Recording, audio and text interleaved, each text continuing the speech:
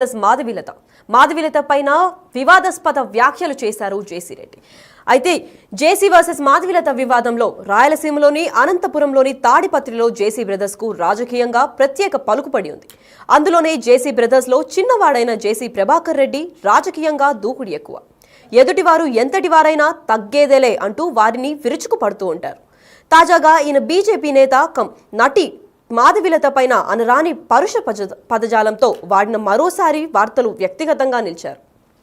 సినీ నటి మాధవిలతకు క్షమాపణలు చెప్పిన జేసీ మాధవిలత పైన ఆ పదం వాడడం తప్పే అంటూ ఒప్పుకున్నారు. ఆవేశంలో మాట జారాను, మహిళలంటే నాకు చాలా గౌరవం అంటూ కూడా చెప్పారు. తనపై విమర్శలు చేసిన వాళ్ళంతా ఫ్లెక్సీ గాల్లే అంటూ కామెంట్స్ కూడా చేశారు. ఇవాళ గన్మెన్లు ఉన్న వారంతా మాటలు మాట్లాడే వాళ్ళు, రేపు పదవి పోతే జనాలు కనీసం మీ సైడ్ కూడా రారు అంటూ జేసీ వ్యాఖ్యలు చేశారు. అసలు జేసీ సారీ ఎందుకు చెప్పారు? అసలు కొత్తగా రిలీజ్ చేశారు జేసీ ప్రభాకర్ రెడ్డి ఒక వీడియో. ఆ వీడియోలో ఏం మాట్లాడారో ఒకసారి చూద్దాం. పోస్టర్లు, పూలు, దండలు, పండ్లు ఇవన్నీ ఎవరికంటే ఎస్పెషల్లీ పోస్టర్లు వేసుకుంటారే నాకు బాగా తెలుసు. మేమే డబ్బులు ఇచ్చి ఇలాంటి వాళ్ళు ఫోటోలు కింద పెట్టి స్వాగతాలు సుస్వాగతాలు ఏమప్పా ఎవరు ఊరుకుంటారా? ఇప్పుడు మా తమన్నా వస్తుంది, అమ్మా మీ బంగారు ఎవడన్నా కుదో పెట్టుకుంటే మాకు చెప్తే మేము విడిపించి ఏం చెప్తారు, వాళ్ళు కట్టిన డబ్బులు వడ్డీ అన్ని కట్టుకొని మీకు చెప్తే ఇస్తారు. ఈ పోస్టర్లన్నీ అడ్వర్టైజ్మెంటే. మన ఎవడో ఏమైనా చూస్తాడు, నేనేమో ఎవడో పామిడి కాడి నుంచి చేసినారమ్మా పోతులు. ప్రజల్లేకపోండి, ప్రజల్లేకపోతే గుర్తిస్తారు. అంతేగాని నేనేదో ఇన్సిడెంట్ జరిగితే ఏదేదో మాట్లాడుతున్నారు. నేను చెప్పాలంటే చాలా చెప్తాను, అవసరం లేదు. ఒక ఆయన అంటాడు, నువ్వు వద్దరు కూడా పార్టీ లేకపో ఉంటా తొడుగు. మీరంతా ఎవరు యాడ్ నుంచి వచ్చిన వాళ్ళు, యాడ్ నుంచి వచ్చిన వాళ్ళే. దయచేసి ఏదో పవర్ వద్దని మాట్లాడద్దండి. దయచేసి పవర్ పోయినాక మాట్లాడండి. నేనేం వద్దాను, నేను ఎప్పుడు ఇట్లా ఉంటా. నా పరిస్థితి వేరే. నేను ఏది తప్పు చేయను, తప్పు చేసినాను కాబట్టి నేను తప్పు చేసినానని చెప్పి వీళ్ళందరూ అంటానన్నాను. నేను తప్పు చేయను. అదే ఒక మాట అన్నా అమ్మాయిని, మంచిది కాదు, ఎందుకంటే ఆవేశము.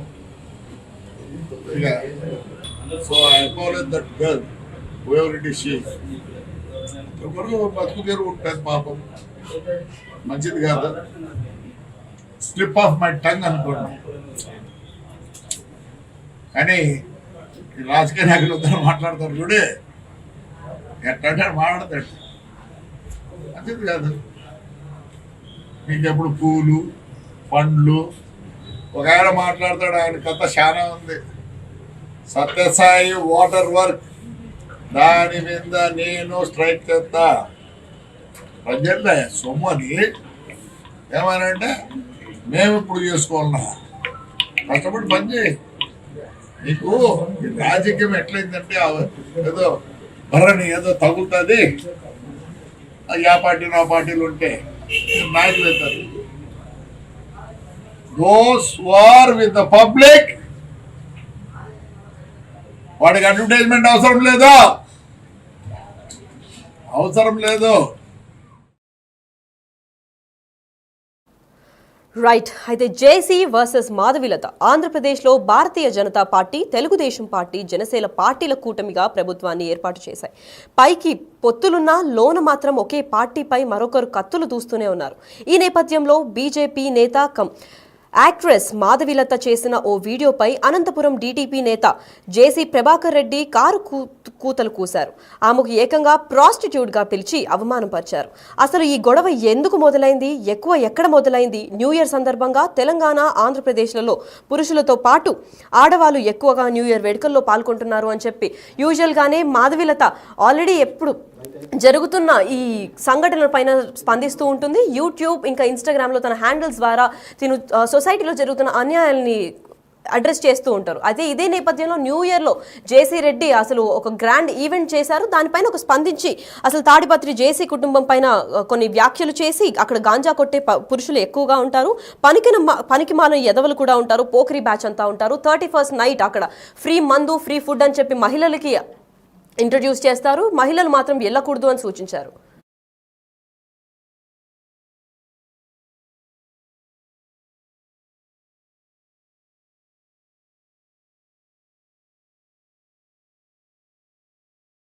మాధవిలత పైన సినీ నటి మాధవిలతకు క్షమాపణలు చెప్పి జేసీ ఒక వీడియో అయితే పోస్ట్ చేశారు. అది నెట్టింటా వైరల్ అవుతుంది. ఎందుకంటే తనకి మహిళలన్నా ఆడవారన్నా చాలా గౌరవం ఉంది.